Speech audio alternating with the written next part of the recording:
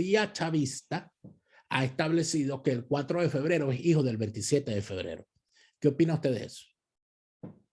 Bueno, no. Directamente no. Primeramente, Chávez Frías es un sujeto casual. Es un sujeto que se debe a la casualidad, a un país que no le exige mayormente a los líderes que puede tener, sino una presencia mediática. Es un sujeto que no se esperaba que fuese él. Creo que incluso ellos mismos decían que el que pensaba allí era el otro sujeto, Arias Cárdenas, etcétera. Internamente, Chávez Frías jamás se perfiló como un posible líder. Es un sujeto de una carrera bastante lamentable. Incluso internamente él carece de ninguna formación mayor, y todo el pulimiento que posteriormente se le vio era simplemente el gran dinero petrolero que trataba de barnizar la carencia de formación de un sujeto que no había tenido ni siquiera una carrera militar brillante. Y ese golpe fue además, si lo vamos a ver desde el punto de vista táctico, un absoluto desastre, ¿no? Lo que se planteó allí fue lamentable y risible, con aquel tanque dándole a las rejas de Miraflores, cosa que nadie olvidará como algo que era simplemente lamentable, sí, una cosa mal hecha. En todo caso, el 4 de febrero venezolano es una cosa que venía, creo yo, fermentándose de parte de sectores golpistas que tenían ya la impronta, formación, seguramente, e incidencia de Cuba. Yo sí me atrevo a decir eso ya con la perspectiva del tiempo, con sujetos que tenían la idea de tomar el poder. Discrepo del discurso que dio Caldera. Yo creo que sí había el intento de atentar contra el presidente. Eso estaba planteado. De otra manera, no se explica cómo es que a la casona le entraron a tiros de la manera feroz como se le hizo. Y eso es una cosa que todo el mundo en ese momento criticó, porque tanto eso como el golpista jefe saliese corriendo y se metiese en el Museo Militar, evidenciaba que los sujetos eran unos sujetos de una calaña moral bastante particular, ¿no? De dispararle una casa donde había una señora con unos niños, y todo eso estaba claro. Se sabía que el presidente estaba en Miraflores. Eso reveló un tinte personal sobre el cual esta gente que ahora está en Venezuela y trata de destruir el país de a poco, ellos han tratado de tapar con su discurso, pero no, los hechos están allí. El sujeto se fue corriendo, se fue y se refugió en el Museo Militar como una medida. Ahí murieron los soldaditos que trajeron cuando se produjo toda aquella incomunicación entre Casa Militar y le bajaban los soldados en unos autobuses. Ahí se produjo la clásica, esa incomunicación típica venezolana de qué es lo que está pasando aquí. Y por supuesto abrieron fuego, ¿no? Y estos soldados probablemente no sabían a qué los estaban llevando. Entonces, ahí se produce una cosa muy lamentable. ¿Tenía eso preparación? Ninguna. Eso eran sujetos que se valieron de sus posiciones y sus posiciones de mando para usar las armas contra la República. Eso es muy lamentable, muy triste, una de las páginas grises de nuestra historia, y así debe ser tratada y así será tratada en la posteridad. Ahí no se produjo ningún cambio de nada, por el contrario, se trabajó el personalismo, volver a llevar a Venezuela al facha, al militar que viene a dictarle las cosas a Venezuela, nuestro triste pasado, que ha quedado evidenciado con los hechos posteriores que sucedieron. Es decir, nada de eso. Una sociedad muy confundida que no supo valorar la democracia, y que la democracia había que mejorarla, jamás destruirla, sino mejorarla. ¿Cuál es su valoración del discurso de Caldera el 4 de febrero? Bueno, gracias por esa pregunta, Daniel. Eso es una cosa que ese discurso lo he estudiado como discurso, porque me parece una pieza retórica. Rafael Caldera no es un político común, es un país que carece de élites, un país que ha tenido muy poca gente con noción de élite. Y entiéndase esto no solo por tener dinero. La gente cree que tener dinero usted puede tener mucho dinero al estilo del dueño de Amazon y no ser élite de nada. Estos son sujetos. Caldera es una persona que tuvo noción de sí desde muy joven y se preparó para ser un parlamentario muy joven.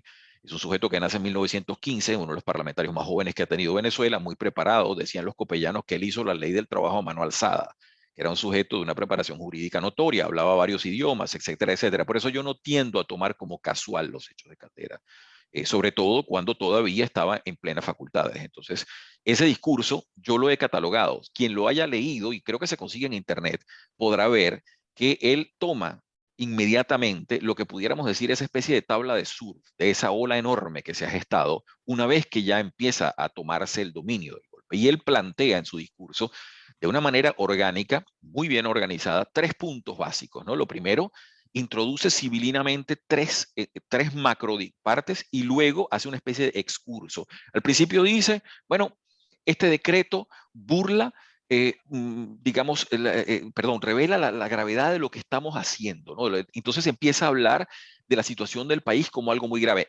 Su primer su primera noción no es en defensa de la democracia, sino que dice, bueno, este decreto, caramba, estás hablando de la suspensión de las garantías, ¿no? Por supuesto. Entonces esto es, etcétera, etcétera. Luego entonces introduce la duda, por eso digo lo de Civilino, el golpe, él duda que haya sido para asesinar al presidente. Bueno, se me explicará o se le explicará a la audiencia, entonces, ¿para qué se bombardea la casona? Y con morteros, es decir, ¿qué es lo que estamos buscando? ¿No? Esto ya lo vimos. Entonces, eso por una parte. Y luego la situación de la suspensión de garantías, que dice, bueno, se pueden cometer abusos, etcétera, etcétera, cuidado con eso. Inmediatamente que hace esos 3 puntos. Pasa entonces lo que se llama un excurso retórico, es decir, abre una compuerta a todo esto y entonces dice, bueno, la gente tiene que entender que la solidez democrática que nosotros hemos tenido hasta ahora se ha basado en 3 vértices fundamentales. Primero, que Venezuela supo sepultar los antagonismos, dice él, y le tira una lavada a la clase política antigua. Dice, esa gente supo sepultar los antagonismos y priorizar la democracia como forma. Atención que lo dice la persona que luego va a liquidar a su propio partido y va a fundar un partido populista. Es decir, esto es increíble. Luego de eso dice, como segundo, la disposición de las Fuerzas Armadas a ser profesionales. Y luego dice, el movimiento empresarial reconoció los derechos de los trabajadores. Eso fue lo que formó, según dice él, la estabilidad democrática. Entonces luego rebate ese excurso diciéndolo en 3-2-1. Le da a los empresarios y dice, bueno, ahora no es así. Luego las Fuerzas Armadas están perdiendo su carácter profesional, tratando de ser deliberantes de alguna manera u otra, y luego ve ese protagonismo en la clase política. Con todo esto, él refuta todo esto y entonces se va para el remate diciendo, no, es que Venezuela no puede pedírsele a la gente que tenga democracia con hambre, etcétera, etcétera. Bueno, señores, hambre vamos a discutirla, sobre todo visto lo visto en este momento del país. Es decir, había quizás que comprender. Yo creo que ese Caldera ya simplemente económicamente no podía entender el país que se estaba gestando en cuanto a las reformas posibles. Y creo esto en razón de lo que él decía y de lo que fueron los primeros años de su gobierno luego. Es decir, un hombre que a la sazón él empieza a gobernar en el 94, 95, ya tiene casi 80 años. Y 80 años del siglo XX son mucho más tiempo en donde se le está pidiendo un realmente un viraje a la economía en ese momento y decirle, bueno, hay que hacer algo. No dijo nada sobre la falta de apoyo que ha tenido el presidente a nivel de parlamento. No dijo nada sobre los logros que había tenido ya Venezuela en términos de crecimiento. Había 2 años de crecimiento, no lo habíamos tenido de esa manera y cuando lo habíamos tenido era absolutamente dependiente de los booms petroleros. Entonces, había que reconocer las cosas y afianzarse en torno al sistema. Una persona como él, que la historia lo reconocerá como lo que fue, como un gran parlamentario, más que un presidente bueno, tenía que hacer esa base allí y dar esa, sobre todo siendo Caldera ese factor respetado por mucha Venezuela que lo veía siempre como el doctor Caldera. Bueno, ese doctor podría haberle dado un poco a esa columna vertebral democrática un apoyo más sustancial. Entonces, él dice, yo quiero que los líderes entiendan que lo que pasó en Venezuela puede pasar en cualquier parte. No, eso pasó en Venezuela porque teníamos unas fuerzas armadas que por encima se parecían profesionales y estaban totalmente cooptadas por la izquierda y por sujetos que habían tomado posiciones radicales y habían infiltrado eso. Y está claro eso, lo sabemos hoy por documentos incluso del Partido Comunista. Entonces, sabemos que eso podía pasar en, no, las Fuerzas Armadas profesionales, citemos el caso de Colombia, citemos el caso de cualquier otro país, son Fuerzas Armadas profesionales. Y no se da el caso de que pueda hacerse un paralelismo en ese momento. Hubo mucha emotividad en ese discurso. Yo no sé cuánta emotividad manejó Caldera en esa situación. Lo cierto es que esa pieza yo creo que debe estudiarse como pieza retórica porque está muy bien argumentada en torno a lo que él quiso decir. Eh, Entiendo que él después dio otros discursos, pero lo importante es que en este discurso, esos son los puntos que manejó. En respuesta al discurso del doctor Caldera, el orador designado por el partido de gobierno fue el doctor David Morales Bello. De ese discurso, al igual que el del discurso de Caldera, se recuerda una frase. Sí. En la frase de Caldera era una frase donde prácticamente se culpaba a la democracia de que unos golpistas se hubiesen alzado. Y la frase que se recuerda de Morales Bello y que se intentó y se utilizó, de hecho, en su contra, tergiversando lo que él pretendía decir, al final se convierte en una especie de marca sobre la trayectoria del personaje. ¿Cuál es su valoración sobre el discurso de Morales Bello como respuesta, además, ¿no? Hasta del propio sistema, quizás? Tengo menos noción porque siempre me ocupé mucho más de Caldera. Con respecto a Morales Bello, sí supe y vi cómo la situación lo condenó. También hay que entender eso que en alemán la gente llama como Zeitgeist, como el espíritu del tiempo. El espíritu del tiempo era que se quería escuchar lo que estaba diciendo Caldera también. Mientras que Morales Bello, al tratar, incluso Eduardo Fernández también creo después, trata de arrimar un poco, ¿no? La balanza hacia el sistema porque se les está yendo. Vienen a tener mucho menos apoyo de parte de la gente. Hay que recordar que era esa efervescencia y que se quería algo nuevo. Incluso había gente, recuerdo una canción que decía, para vivir de este modo, mejor morir de repente. Bueno, eso fue entonces, si esto les parecía tan grave, lo que vino a pasar luego en los próximos 30 años, con una desmembración tal que el continente no ha conocido, porque la situación venezolana, la gravedad de lo que ha sucedido no es comparable con ninguna de las dictaduras de ningún país. Y estoy hablando no de los muertos, porque la vida humana es sagrada, sino que estoy hablando en términos de destrucción institucional. No hay paralelos, no hay. No podemos aquí comparar quién ha tenido más o menos muertos, sino la destrucción institucional. Venezuela, cuando se levante de este momento, y ese momento llegará, quedará en la absoluta ruina institucional. El país tiene que ser refundado. Ahí no queda nada absolutamente. Pero un pie de página, Daniel, con la venia a tus oyentes. Tengo un pedacito que lo tenía acá sobre el discurso de Caldera y me permito una parte que no la supe citar al comienzo y se me quedó, y cito textualmente, dice así.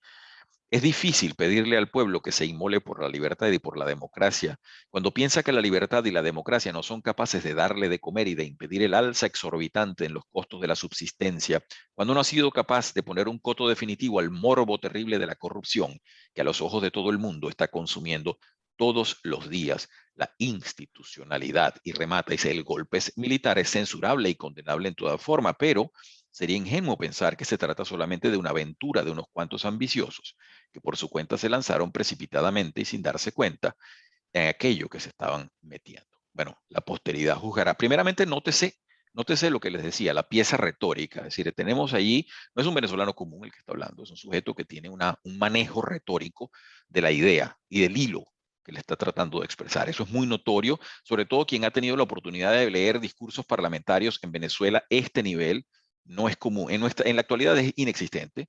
Desde hace aproximadamente 40 años no tenemos esos niveles en el Parlamento, ¿no? Entonces, uno se da cuenta que él sí sabe lo que está diciendo y lo que está diciendo no es bueno, ni es conducente para lo que vendría.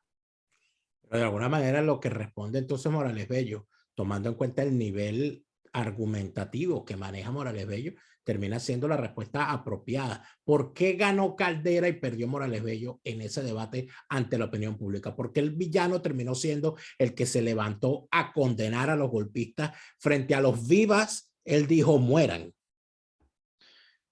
Bueno, primeramente porque había habido ya un desgaste enorme, por lo que habíamos dicho, del mal manejo de la figura y de todo lo que fueron las medidas económicas. No se acentuaron los logros, no se acentuaron las cosas que podían venir para el país, sino que realmente se puso el tono en lo negativo. Además de que no todo el paquete fue aprobado, muchas de las cosas que iban a ser compensaciones fueron retenidas. De esto se han quejado en reiteradas oportunidades quienes estuvieron al frente de sendas carteras ministeriales. Entonces, ellos decían, bueno, pero es que nosotros preparamos esto y esto, pero recuérdese una cosa, por ejemplo, cuando hablamos de lo que son las medidas del Fondo Monetario Internacional y del Banco Mundial, por ejemplo, ahí hay dos tipos de medidas, estaban las medidas monetarias y las medidas que podían ser tomadas por decreto, pero había una cantidad de medidas que se tenían que tomar con aprobación parlamentaria, que no podía ser que usted lo hiciera a dedazo, como lo hizo Pinochet en los 70, en los 80, sino que tenía que usted argumentar y ganarse los votos de las personas. Sin embargo, no se dice, por ejemplo, que Venezuela tuvo privatizaciones ejemplares.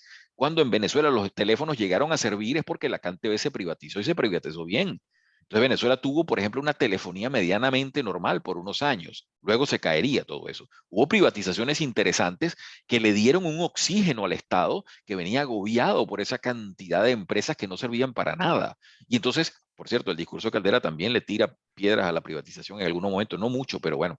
Entonces, no se decía lo bueno, los logros no se patentaban. Cuando uno estudia las privatizaciones que hubo, y aquí podemos irnos desde Inglaterra hasta Argentina, mire, hubo en Venezuela algunas privatizaciones que fueron interesantes porque el país estaba conociendo la forma de hacer gobierno. Y en el libro aquel famoso que escribió Naim, que se llamaba tigres de papel y minotauros y tigres de papel, él creo que grafica bastante bien con esa metáfora. Él decía, los tigres de papel eran las cosas, los sectores que ellos pensaban que les iban a hacer muy difíciles, ¿no? Que ellos decían, bueno, cuando pongamos esta medida, los empresarios se van a tirar contra la pared, etcétera, ¿no?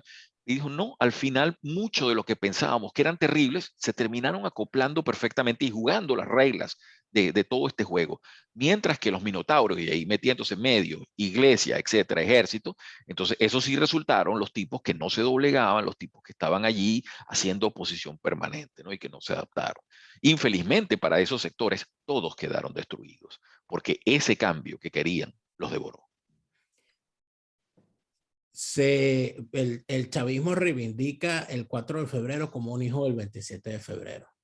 Sería demasiado audaz o inclusive difamatorio decir que el segundo gobierno de Caldera es hijo del 4 de febrero.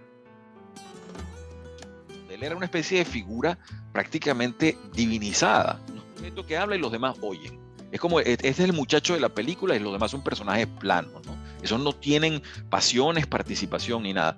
Ese Copey, viene este sujeto, el Copey dice, mire, no te vamos a acompañar, y entonces él rompe el partido, comete lo que decían en algunos sitios, un filicidio, ¿no? Mata al hijo, es decir, es como Abraham con Isaac, pero aquí no hay ningún ángel que lo frene, entonces parte el partido y el partido queda escindido, luego de venerar una figura prácticamente durante 3 décadas, no saben qué hacer, se mete con aquella cosa que se llamaba el chiripero, que es realmente una cosa traída por... Y entonces gana un sujeto que, bueno,